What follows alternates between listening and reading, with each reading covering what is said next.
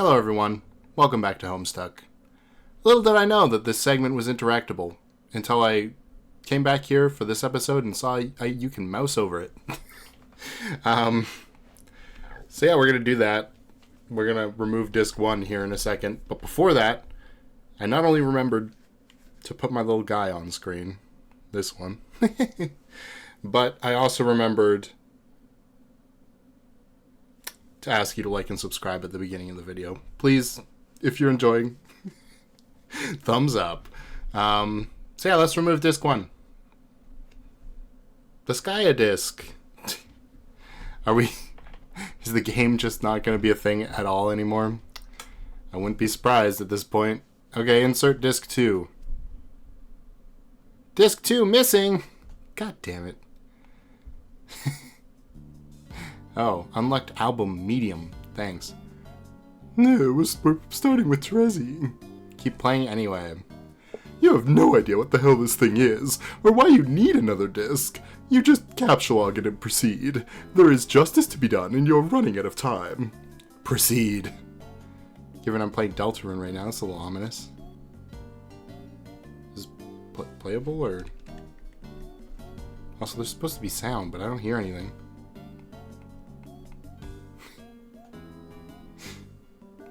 I don't think anything's coming through. I think all my sounds are correct. Yeah.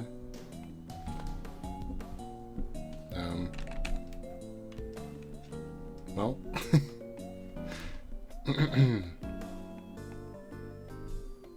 I don't know. I'll just go to the next one, I guess. You guys can tell me if there's supposed to be sound there. Secret ROM, Toby Fox. No! Oh, we're here! Oh no. Not Dancing Gamzee.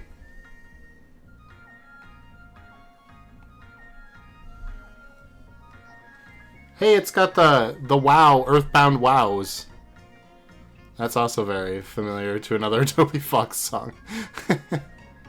Da, da, da, da, da, da, da, da, da, da, da. Alright. Well, how did I get here? Hey, it's all your stuffed animals. You cannot wake up because you were not actually asleep.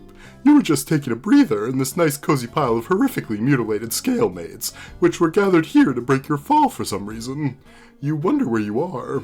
This is a fancy looking room. It doesn't look like a place you'd expect to find on this meteor, at least not in any strictly canonical capacity. Yeah, right? Examine surroundings. This dapper kiwi-suited gentleman is quite familiar.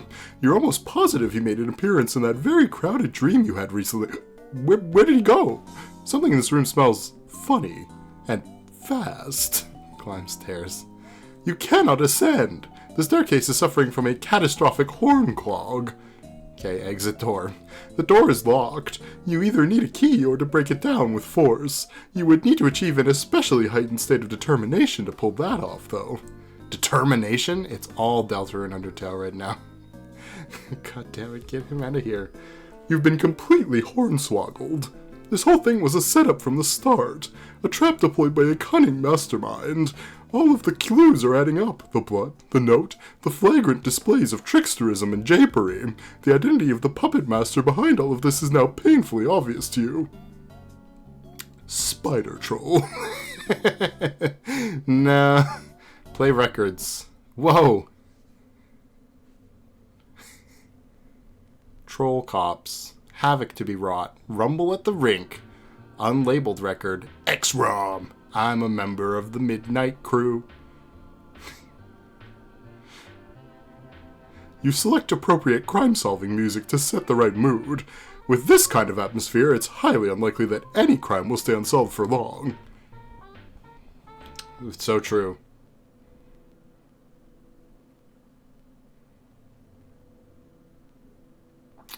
It's a little too... Well, hold on. I'll give it a couple seconds here. We'll see if it picks up for good mystery-solving music here.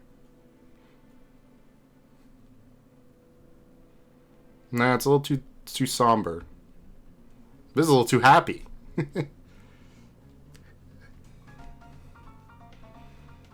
You know what this sounds like?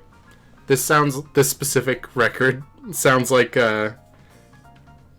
encounter theme from Pokemon Coliseum. I don't know which one, but it's one of the early ones. Anyway, unlabeled record.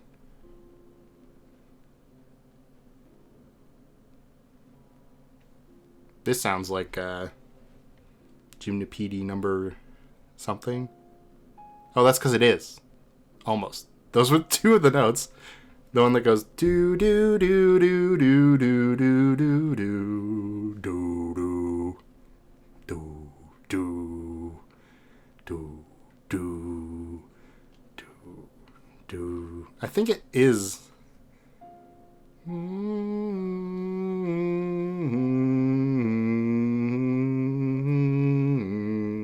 It might be one of the other Gymnopedies on their album. I think that's how you say that. I've never heard it said out loud, because who would say that out loud? And it's not an album. It's a collection or something, because it's classical music. But this might be like Gymnopedie number 2 or something. They're all pretty good. If you want to listen to some fun music that I used to like a lot, you could listen to that.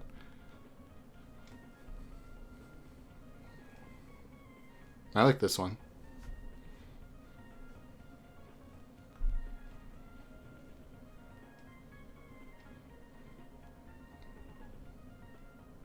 All right.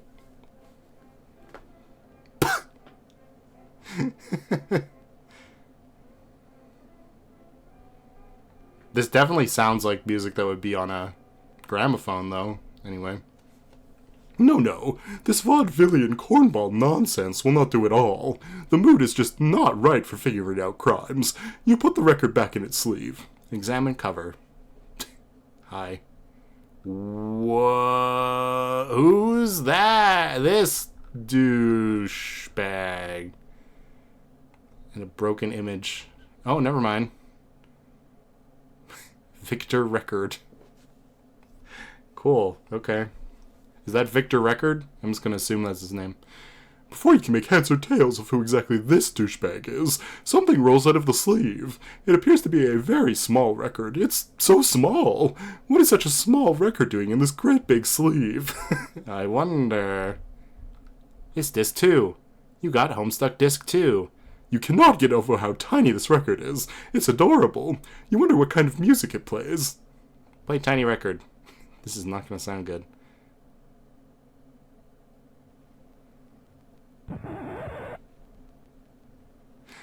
Hey! It's Dave's shirt. Okay. Predictably, you scratch the surface of the disc. What were you expecting? It's almost like you don't even know what a CD is. With the disc damaged, who knows what sort of effects it'll have on the data. Better store it somewhere safe to prevent any more mishaps. Capture log disc. It should be perfectly safe from any similar kinds of damage while secured in your scratch and sniff modus. Did it combine? No. Okay. Examine chest. You spent way too much time calibrating the ambiance of your investigation, and not nearly enough time investigating. It's one of the most common pitfalls to being an investigator. Aside from literal pitfalls, which you actually did just fall into. There are 2 chests in the secret room, nothing out of the ordinary. Chests are everywhere in this lab, and people find it all too tempting to sneak their personal belongings into them for safekeeping. That is, until the goods are stolen shortly after by those who can't resist looting every chest they encounter, which is everybody. Maybe one of these contains a clue. Okay, open chest. You got your neophyte red glare role-playing outfit. What's this doing in here?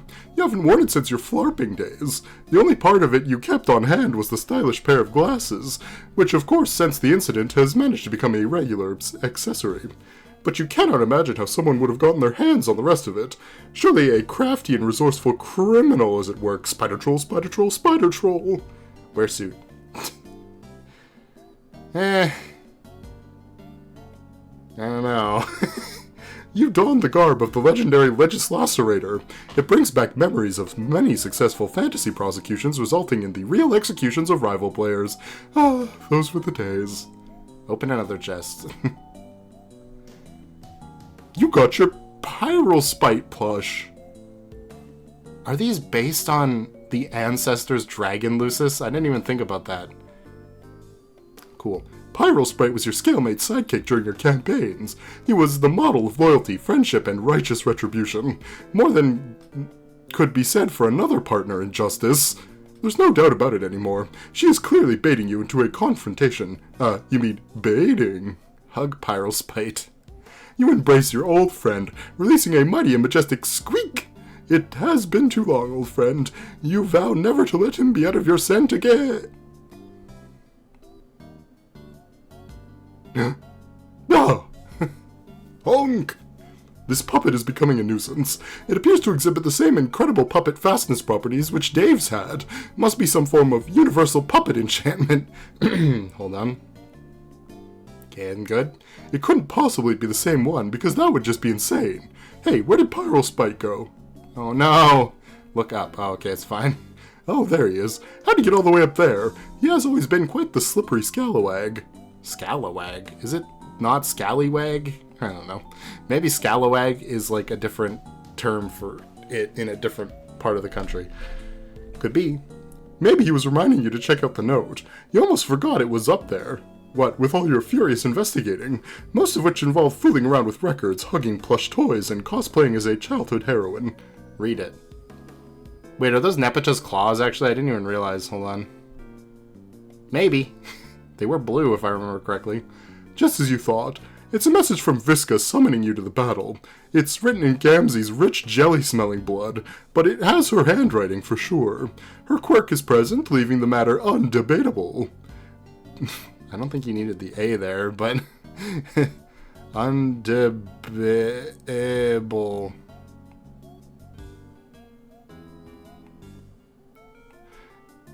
Is it undebatable, or is it not? Undebatable. Okay. The A is in there to separate 8 and bull. So annoying. Anyway, but why the hell does she want you to bring this stupid puppet along? She's so weird. There's a journal entry on the back. It probably isn't the slightest bit relevant to the current situation, but you guess it couldn't hurt to read it anyway. Okay. I suppose I'll have to get used to writing in this hand instead. And now I do so in captivity, while I bring my awe to bear on the immensity of the subjugulators. High jinks. High jinks, okay. I took their gesture as plain avowal of my prosecution's futility. With a lone neophyte assigned to the task, how could I view it otherwise? I was sure they'd draw from the bottom of their deck, not intending to squander more competent mercenaries on one who'd made a show of outclassing them all before. But I discovered too late that Red Glare was their wild card all along. How is one allowed to be raised by a dragon in this era, let alone one of such middling blood? The sickly hue of a gutless civil servant. Those of her caste are typically pleased to mount a sluggish collar bearer, or some brainless, squawking spleenfowl during petty expeditions to plaster seizure notices on gamblignant property. By what fluke was this woman granted such a weapon, permitting her to luxuriate in the delusions of righteousness? Something blocked the light of that unbidden moon, treating the harbor to darkness more grim than what fell this season's apogee. Okay, not a word I've ever seen before. I'm assuming that's going to mean, like, hunt or game. I don't know. I made the mistake of looking into its eyes, each like a sun concentrated into a small jewel, as two hot garnets searing through a black veil. I shut mine quickly, but the more sensitive of them was burned irreparably. When I regained sight in the other, there was only red. My fleet was in flames. The neophyte was on her deck. Spite, she mentioned through her ridiculous forced grin. She wanted us to know the name of the beast which was able to consume my Lucis whole. My dice were in a hold below. Not that my present luck would consent to a favorable roll anyway. I made a move for my blade. She took my arm, which I'm sure she kept as the tiniest of snacks for his ostentatious custodian. Maybe she meant to prove she wouldn't need me in irons to have my submission.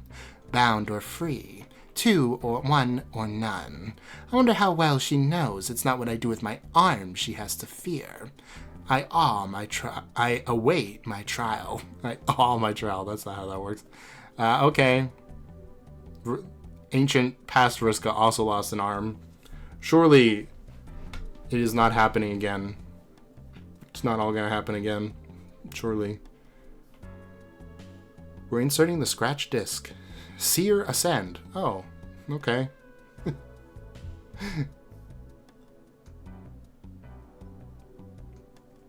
Oh, I have to click it here. I see. I was waiting for it to show up down here, like normal. Is it actually going to do something when it finishes loading, or no? Oh, it just went to the next one. Terezi owns! Okay, I believe you. Where's the music? Give me the music. Okay, here it is. Sis, roof now. Bring the puppet. Oh my god. She's... Okay. Acrobatic fucking pirouette. I don't know why that was Vriska saying that, but it was. Do, do, do, do, do. It's been so long. The fucked up walking animation. Woohoo!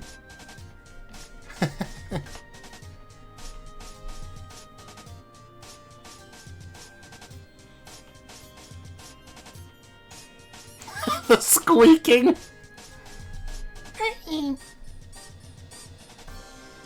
Whoa. Oh, this is the ancient past.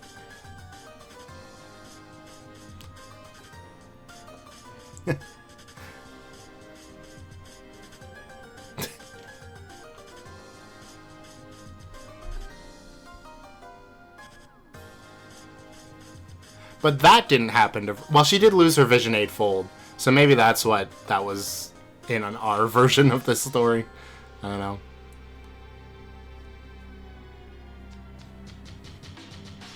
Cool. Ooh, this is a good part of the song. I like this. Da-da-da-da-da. Da-da-da-da-da. Wait, when was Vriska talking to Rose? I don't remember that. Maybe we'll get there. Yep, we're gonna find out right now. Show journal log. Much fanfare was made of the trial. Oh, well, this is actually... Whatever, let's continue. More than I would have dared to hope. It seems my luck has been returning of late. The trial, apparently. The High Blood surely intended to make a spectacle of my conviction. They filled the court block with peasants ravenous for the comeuppance of a blue blood. I wasn't about to deny them what they came for. It was kind of the authorities to supply me with a phalanx of such impressionable spectators. The weak wills were nearly as thick in the air as the rust in their veins. Funny how my other senses seem to have peaked since exchanging glances with the dragon. What an extraordinary specimen. How I've come to covet the creature since it ruined my fleet. I know too well the whispers of a dangerous new infatuation when they beckon, but I digress. Not all the Tavroses again. It was simple enough to nudge the hostility of the lowbloods from one aristocrat to another. The subjugulators could not have been pleased, but nor could they have been altogether unamused, I would expect. I wonder if this was part of their unfathomable game. I'll never understand their riddles. Oh, Ancient Terezi. Well, actually, Terezi's still fine, so... I only regret that I didn't get to hear the opening statement the neophyte had prepared against me. The case she compiled from all the evidence she burned must have been damning. I bet her remarks would have stung worse than when she severed my own arm. She certainly would have shown me greater mercy by taking the other instead. Alas, I mocked to disguise the extent of my regret. Had my escape not necessitated her demise, she would have made a lovely rival. If she'd only discarded her childish preoccupation with justice, we might have made a striking scourge. Had we inched blacker, we'd have torn red miles across the land and sea. Unfortunately, the only miles to be found through her bureaucratic calling were those of red tape. When so ensnared, one is eventually bound to be choked. With the court block cleared, all that remained to obstruct my freedom was his honorable tyranny himself. Upon reflection, red glare showed the foresight of a true seer in thieving my arm before the trial. It permitted a fair fight. Though I was free, I had no fleet. No matter. With the gamblignants decimated, I embraced the turn in fortune and pledged to put my sea-grifting ways behind me. With any luck, the skies will be my future. My thoughts again returned to that dragon. But first, I was in need of temporary refuge. I sought it with the expatriate. No, God. He owed me for the sweeps of protection I provided after his brazen defiance of the High Bloods. It was perhaps the only such courageous stand ever taken against a superior by one of his supercilicious pedigree. We'll go with that. And I'd not have bothered sticking my neck out for another. But the admiration he'd won naturally wore thin as he persistently bemoaned his treason and banishment, and I was saddened to find this habit holding strong even now. I wonder if he still believes she was worth it. What happened to Ancient Aradia? Also, he's got Robo-Brain. Repairing my arm would go a little further in squaring his debt with me. Even if I came with both intact, I might have ripped one off and put him to the task just to halt his blubbering. Darklear was always a skilled machinist, and the work proved an adequate distraction.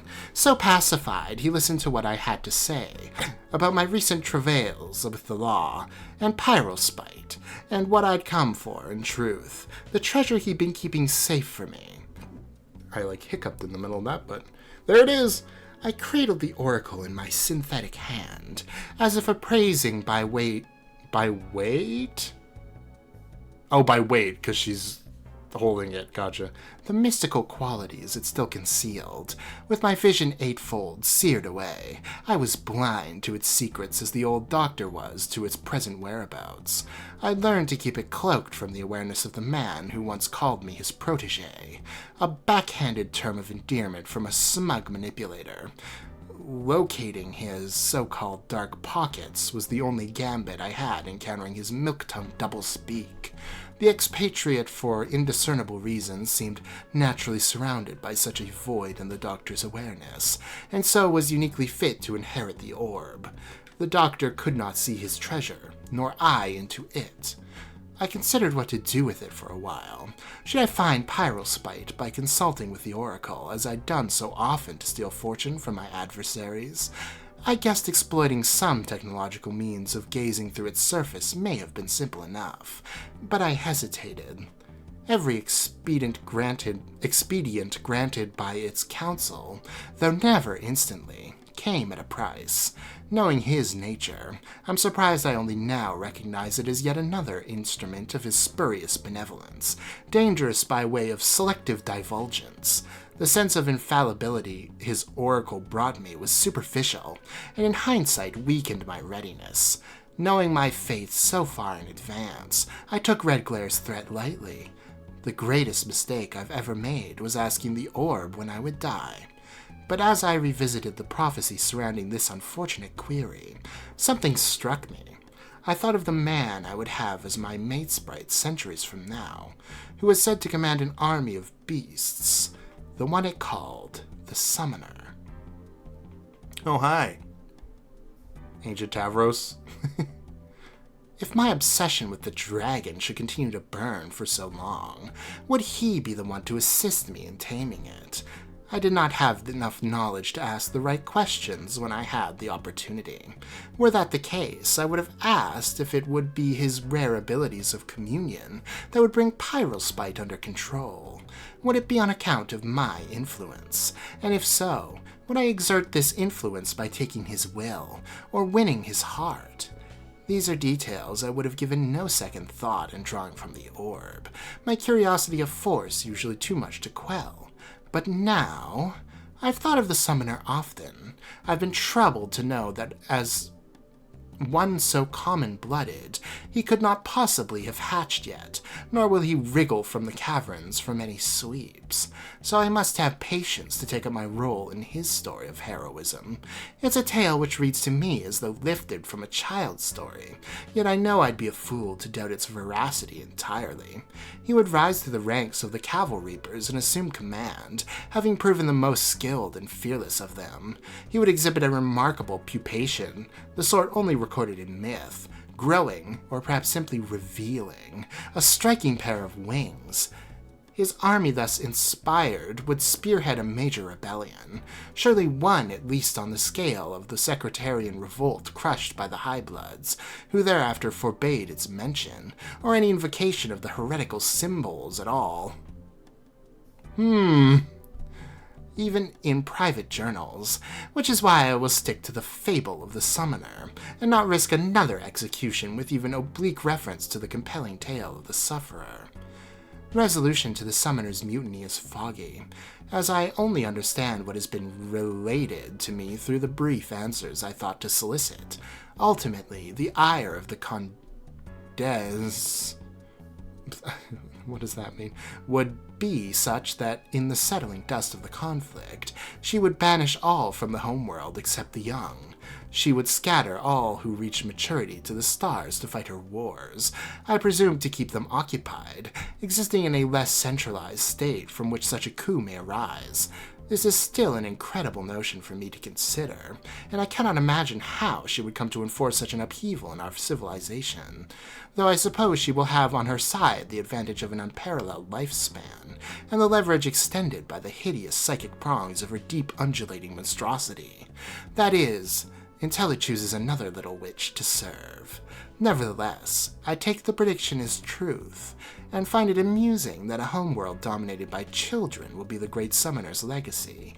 One of them, at least. More importantly, and less amusingly, his legacy will be my demise. You see, I first learned his name when I asked who would be the one to kill me. Okay. Oh my goodness, okay. I've never spoken nor written of him out of contempt for the prophecy, but do so here in my final entry of this journal. I took this to be a pitiable fate, and scoured the orb for any means of escaping it, or at least to salvage a little dignity from the tale of my downfall. Alas, it had no consolation for my vanity. But as I sit here deciding what to do with the damnable little sphere, I understand my error. It was not in failing to chart a course through future events to turn my fortune's tide, even so many sweeps from now. It was in believing the future was mine to know, a future mine to control.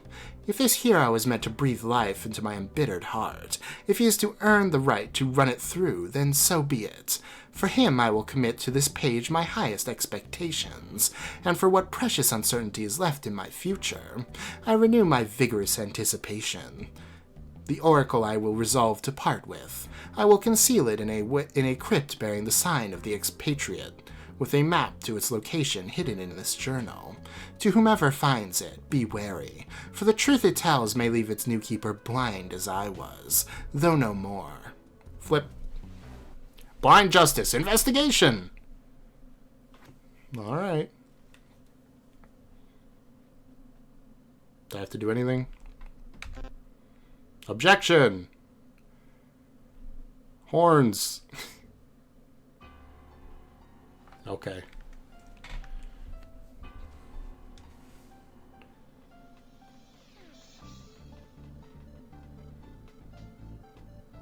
Pfeffery.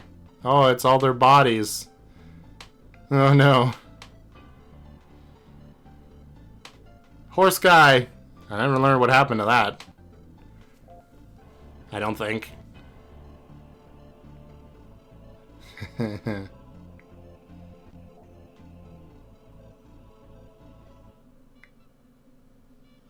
Oh my god. Hey, Red Glare, nice outfit. Same to you, Mind Fang. I mean, Vriska. As much as it pains me to admit, your fruity orange fairy suit smells delicious.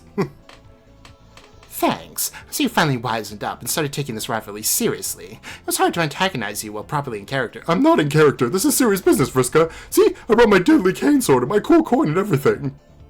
Yes, I can see that. So you've come for revenge, then. I thought we settled this a long time ago. No, not revenge. Justice for this despicable murder you've committed.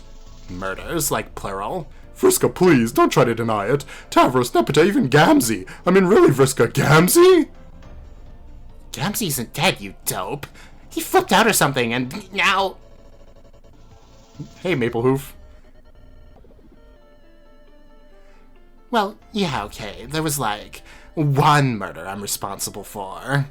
You know, Tavros. That was me. I guess. But that's it. He's the only one I killed. Just that one guy. Facepalm combo 3 times. Hi, Jack. We both know you can't beat Jack. All that'll happen is you'll lead him here and he'll kill us all. He'll follow your sugary pixie trail with his keen canine snout. I've already seen the consequences in my mind's eye. Fascinating. Why don't you tell me your terms already? Forget my pixie trail. At this rate, my snoring will lead him to us. What I propose is simple. A flip.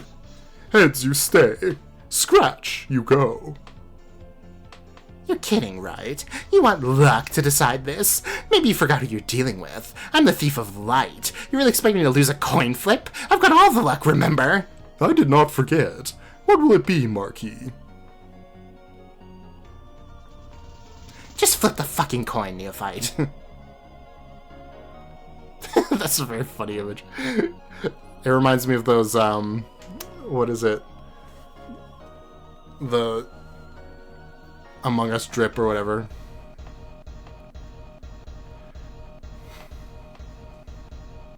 Okay, it's done. Why are we glitching? What's happening? Oh, the disc is badly damaged. You can no longer play Homestuck. No, quit. You aren't forced to quit. You will not be able to resume playing unless you can repair the scratch in the disc. You will need to seek the services of someone who is capable of fixing a scratch. A scratch doctor, if you will. That's probably the end of this episode, if I had to guess. Yeah. Alright. Well, please don't die, Terezi, please. Also, Vriska, come on. You can't kill Terezi. Tavros, sure, I understand. Kind of. And not in the way that I'm like, oh no, killing Tavros was fine. It was more like, well, the plot kind of needed that to happen. But you can't kill Terezi. Too important. Also, what kind of stupid court system is that? Yes. Yes, let's bring Mindfang into the room with a bunch of easily controllable goons. Do they just not know? Like, surely. She's called Mindfang. Surely somebody knows she can mind control people. I don't know. Ancestor Eridan knew it. He got executed, but whatever. He could have told them. I don't know. Anyway, I don't know how I feel about the Ancestor storyline. I don't know if I really care. But, you know, that's how I felt when I did the first Trolls, and now I like the Trolls, so I don't know. We'll see if it grows on me. It's probably just because I'm seeing it all from Vriska's perspective. Or, you know, Ancestor Vriska's perspective. And I have no reason to care about her.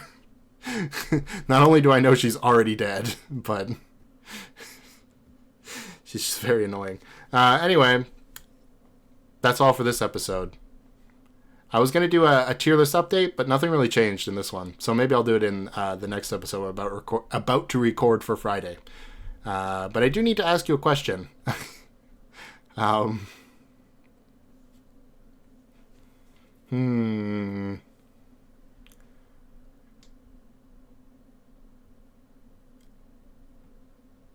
I guess I can ask, without spoiling any of the actual plot points, does the Ancestor story actually get interesting? Or no? Don't tell me how long it is. Don't tell me any of the actual plot points. Just tell me if it's interesting or not, in like 2 words. Yeah, kinda. No, not really. You know, that kind of an answer. I know that's kind of, it's like a personal opinion, but, you know, you gather a bunch of personal opinions, and then you got the truth, kind of. In some cases. Not in, like, science, but in opinion. Maybe. Anyway, thanks for watching. I'm going to go record the next episode now. See you soon. Also, if you want to see it now, you can member. I always forget to plug the membership. Become a member. Okay, bye.